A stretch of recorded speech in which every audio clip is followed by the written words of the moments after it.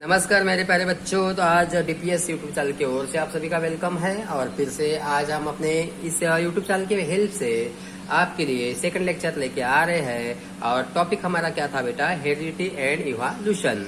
Okay, तो पिछले lecture में हम लोग जान चुके हैं इंट्रोडक्शन के तौर पर हम लोग कैन यू रिकॉल के 3 क्वेश्चंस के नोट्स भी आपको मिल चुकी है। इस 3 क्वेश्चंस के आंसर को फिर से आज की सेकंड लेक्चर में हम लोग डायग्राम के हेल्प से इसे समझने की कोशिश करेंगे।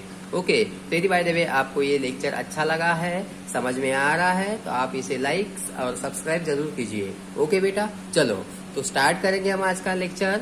चलिए बेटा, हमारा ये जो लेक्चर है, आने वाले सारे वीडियोज जो है इसी टॉपिक पर आपको सारे लेक्चर मिलेंगे हमारे इस डीपीएस यूट्यूब चैनल की हेल्प से। हेरिडिटी एंड इवोल्यूशंस बहुत ही अच्छा टॉपिक्स है और इस टॉपिक में हम लोग 9th क्लास में कुछ पॉइंट पढ़ चुके हैं, उसी को रिमाइंड करना है हमें। ठीक है, बाद में फिर इस टॉपिक में क्या पढ़ना है आगे आगे हमको अच्छी तरह समझ में आ जाएगा, ताकि बेसिक अपना क्लियर हो जाए। बेसिक क्लियर हो गया तो आने वाला सारा पूरा पॉइंट हमारा इजी से इजी क्लियर हो जाएगा, इजी प्रोसेस में क्लियर हो जाएगा। ठीक है, तो लिसन बेटा, तो सबसे पहले स्टार्ट करेंगे हम लोग। कैन यू रिकॉल में क्वेश्चन दिया गया था आपको, और लिसन्स क्या दिया गया था?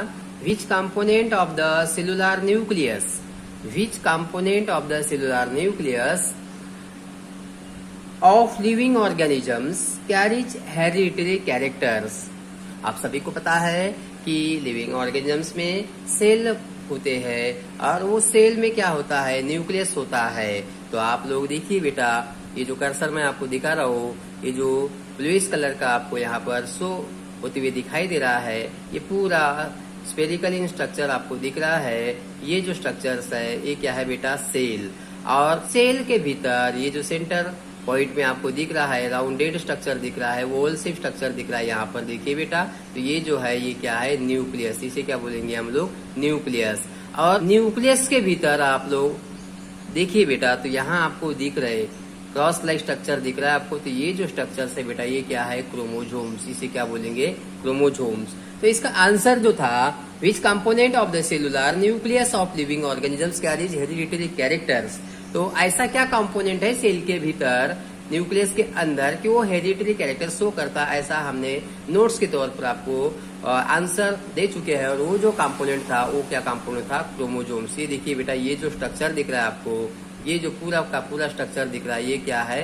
क्रोमोजोम्स। तो क्रोमोजोम इस तरह का स्ट्रक्चर होता है और यही कंपोनेंट है कि हेरिडिटरी कैरेक्टर शो करेगा।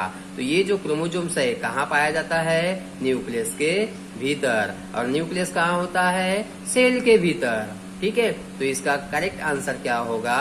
क्रोमोजोम्स। इस तरह हमने नोट्स के तौर पर आपको इंफॉर्मेशन दे चुके हैं। आप लोग फर्स्ट जो हमारा लेक्चर है इसी टॉपिक के ऊपर वो देखिए, ताकि आपको ये जो सेकंड लेक्चर है समझने में आसान होगा। ठीक है, तो लिसन, ये जो स्ट्रक्चर दिख रहा है बेटा ये क्या है? क्रोमोजोम। क्रोमोजोम्स में यहाँ पर देखो पी आर्म दिख रहा है, उसके बाद में सेंट्रोमियर यहाँ पर दिख रहा है आपको क्यू आर्म। ये है name of the chromosomes. Okay, उसके बाद में सेकंड वाला क्वेश्चन क्या था बेटा?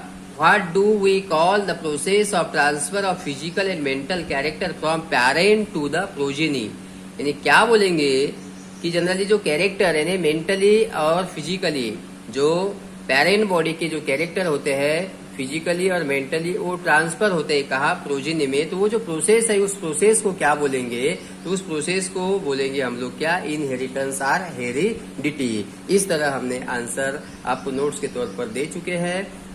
ठीक है बेटा, तो ये जो हेरिडिटरी कैरेक्टर शो होता है किस वजह से होता है? तो देखो ये क्रोमोजोम्स दिख रहा है बेटा, ये क्रोमोजोम्स में आप लोग देख रहे हो यहाँ पर स्ट्रक्चर दिख रहा है, डबल हेलिकल स्ट्रक्चर दिख रहा है, यहाँ पर डीएनए का स्ट्रक्चर दिख रहा है। ये जो स्ट्रक्चर दिख रहा है आपको डीएनए, ठीक है, डीएनए का स्ट्रक्चर।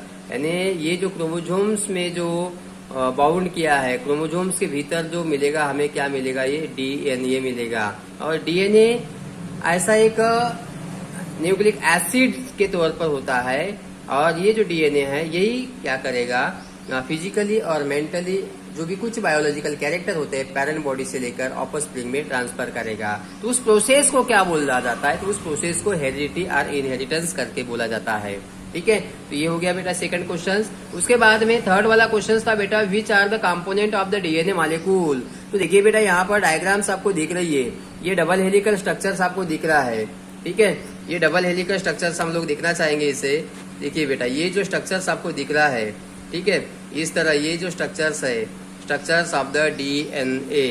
ठीक है, तो यहाँ देखिए बेटा ये जो स्ट्रक्चर्स आप देखने में आ रहा है, तो ये है डबल हेलिकल स्ट्रैंड, ये फर्स्ट स्ट्रैंड हो गया और उसी फॉइल फॉर्म में यहाँ पर आपको दिख रहा है।